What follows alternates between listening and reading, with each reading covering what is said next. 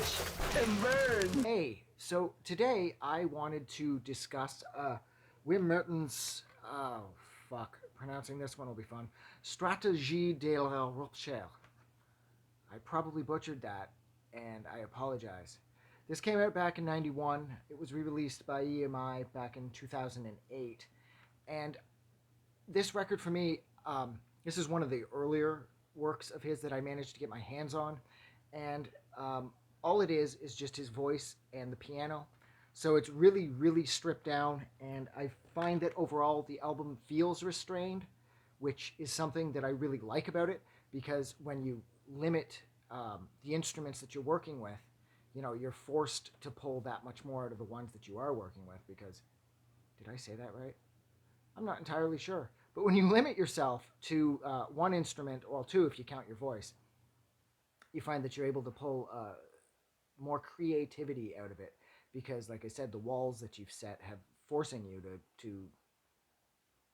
Hey, that doesn't make sense either. All right, so this is off to a really bad start, and I'm not going to edit any of this out because I'm just not. I love this album.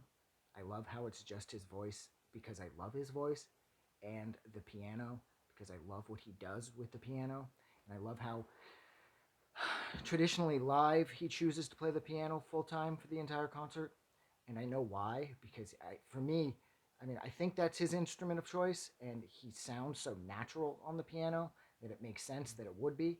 And this record is chock full of, like, there's a lot of tracks on here too. 13 songs. They're ranging anywhere from 10, 11 minutes all the way down to barely a minute and a half. And the song titles, again, Mertens has a uh, habit of playing with language. I'm not sure if these words mean anything to anybody, but personally, my favorites are Iris, Humvee, AWOL, despite the fact that it's not even 2 minutes long, uh, Slam, Canaries, Keyed. Again, not even Keyed isn't even a minute 20, but there is a lot to like about this record. And when discussing this album, a person is made to feel rather dumb because these titles, Hoof Nice, Huff Huff, Humvee, I suppose, Iris, there's something, Canaries, AWOL, Far, Far. I mean, and of course, as everybody knows by now, he doesn't sing in any language, any known language. It's a language that he's created himself. So I don't know what any of this means, but I do know that it sounds incredible. And I do love the album cover as well. The paintings in the background are his because for a while there, at least, he could still be painting for all I know. There isn't a lot known about him, but at least during this period, he was painting as well. And I like how he used his own paintings in the background. I think it creates like a full circle effect where you're keeping everything in house. And I really like it when people do that. But I'm not entirely sure how to pronounce any of this again. So I apologize for pronouncing Strategie de la Rupture, which I assume, sorry, means um, there's a rupture in the strategy. Perhaps there's a strategy at play and yet it's rupturing somehow because some part of the strategy is not working out. I don't know. And given his history with messing with language and kind of tossing it on its head and pluralizing odd words and things like that, I wouldn't be surprised if this meant something else entirely that I was missing or if this was a reference to something that was over my head because the cover has him with a number of rocks. And yeah, this entire thing is just completely over my head. I know this music is too smart for me, but I don't really care because I love how it sounds.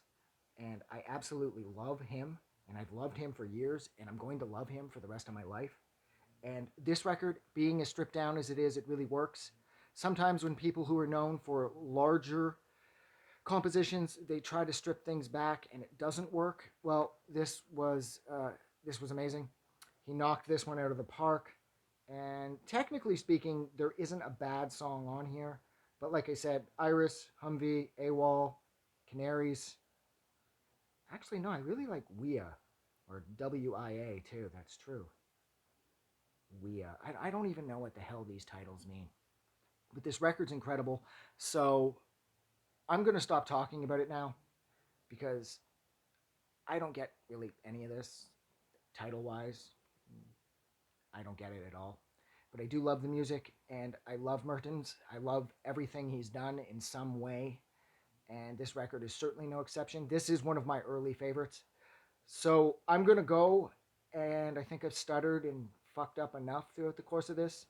So yeah, so thank you guys for sticking with me while I rambled on and on about a record where the title of the album I most likely got wrong, as well as all the track titles I most likely got wrong, and I have no idea what it means. But thank you for sticking with me till the end.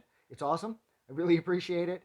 And yeah, so have a good night, and I will see you guys soon because I've done a lot of these. Sorry, once again. I just wanted to say thank you for making it through the entire video. I really appreciate it.